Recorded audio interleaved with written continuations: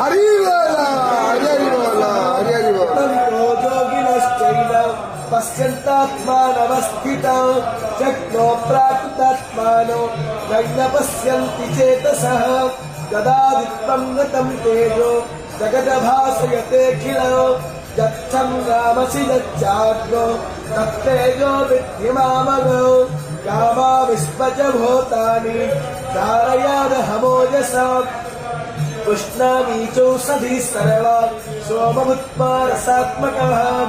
अहं वैश्वानरो भूत्वा प्राणिनं देहमाश्रितः प्राणपानः समायुक्ता पचमन्यं चतुर्विधौ सर्वश्च चाहं हृदि सन्निविष्टो मतस्पतिज्ञानपपोहनं च वेदैश्च सर्वैरहमेव विद्यो वेदान्तकृद्वेदविदेव चाहो द्वावैवो पुरुषो